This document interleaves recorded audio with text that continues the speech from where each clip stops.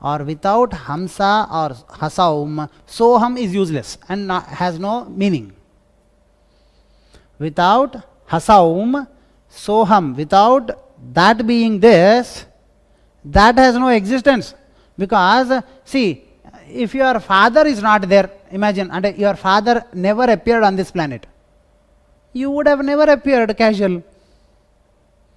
Your father never appeared on this planet. Then the instant effect on you is you will not have been there ever. Only because of the presence of your father, you were created. You did not just jump from the sky, na? Your father was there. Yes or no? So your father was there, so you got created. And is it possible that without your father can you be ever created? Absolutely not. So if you want your own personal existence to be verified, validated, the first thing that you should verify and validate is your father or mother, jo bhi. All put together, mother and father. If you don't validate and verify them that they exist on the planet, then you don't exist on the planet. Very logical. So if Hasaum is not there, Soham is also not there. But the very proof of Soham is in Hasaum.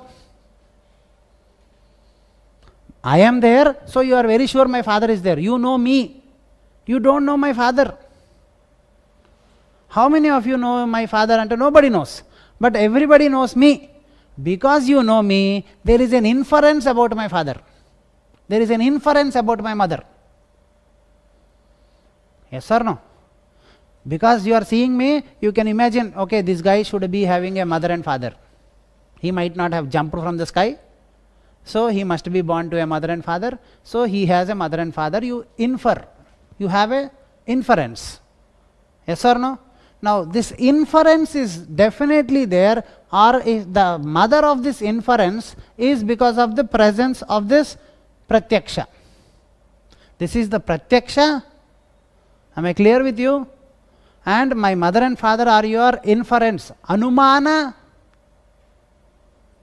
and your Aptopadesha. Aptopadesha, they say, that is the advice of the wise. It is that if you have the seed, you should have the tree, and if you have the tree, you should have the seed. And it is not by seeing the fruit. I'll show you a mango and say, what is its mother? Not tree, mango tree. If I show you an orange and say, what is its mother? You should say orange tree. Unfortunately, if I show you an orange and ask what is its mother, you can never say it's mango tree. Because oranges come out of orange tree, mangoes come out of mango tree, and the presence of orange proves the existence of orange tree. Presence of mango proves the existence of mango tree. But then the mango tree is not the proof of existence of mangoes, or orange tree is not the proof of existence of oranges, because there can be an orange tree, there can be a mango tree, there may not be mangoes. Yes or no? By seeing a mango, I can definitely say there is a mango tree. But by seeing a mango tree, I cannot say that there is a mango. So the original proof of mango tree is in mango, but the original proof of mango is not in the mango tree, it is in mango itself. This is Vedanta Shastra. If you are, why am I trying to explain you this Vedanta Shastra also? Because to understand these energies and to understand this consciousness and to understand this awakening that is now about to happen into your system, and to understand these experiences that are now going to happen in your system and that have happened to you in yesterday, now I am trying to relate them with this understanding, and this part is the wisdom part. Now there are two parts, as I have said. There is the practical part. As again I would like to say, the proof of the pudding is in eating. Yes or no? Do you really bother how the pudding is made? And 99% of the people really don't bother about how the pudding is made. You ate it, you enjoy it. In India especially, all wives bother about making it, all husbands bother about the taste. 99%. I am like that. I really don't know how my wife makes certain stuff. I know how it tastes and I enjoy the taste. I am the enjoyer. I belong to the enjoyment principle. She belongs to the working hard principle. If you are understanding. No, the same principle works out.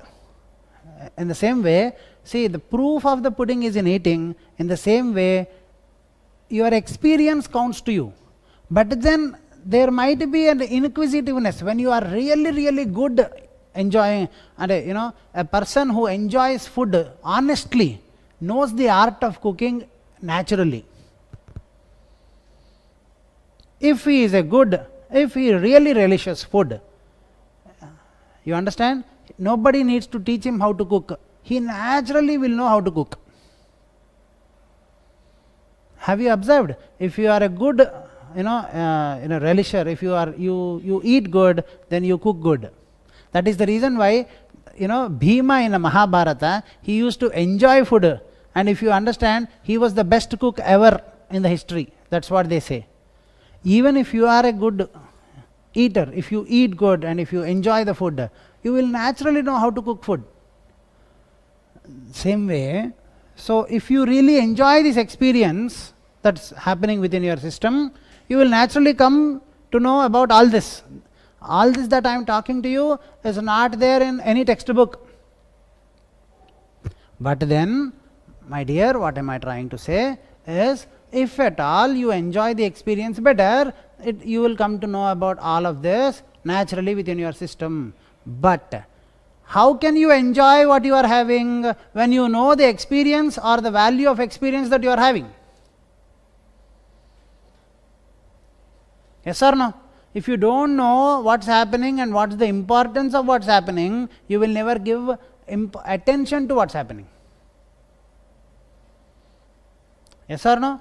So that is the reason why I am giving you this basic inputs or basic information. Technically, I will call this as just information, because it's not knowledge for you. Because knowledge happens when you synchronize this with your internal experience. And once you grow with it and grow deeper into your experiential wisdom, then this wisdom word appears. Or else, till then, no wisdom word appears. So it's information. With experience, it becomes knowledge. And when you go deeper into this knowledge, and when you go deeper, it becomes experiential wisdom, and the wisdom word appears. And that is true final awakening within your system. So the first part, information and experience. Who can give it? Guru can give it. But who can make it into a knowledge? Who can make it into a wisdom? You can make it. Without the striker, the coin doesn't go into the pocket. But without the coin, the striker has, all the effort of striker is no meaning. And without the coin, the striker may end up in loss. Without coin, striker मारो pocket में जाएगी तो और minus लगाना पड़ेगा ना? Yes or no? So without striker, hopeless is the striker. So without the coin, hopeless is the striker. But without the striker, useless, helpless is the coin. Yes or no? Can you relate it? So in the same way, now in this fashion, if you and I can together work, now I will initiate you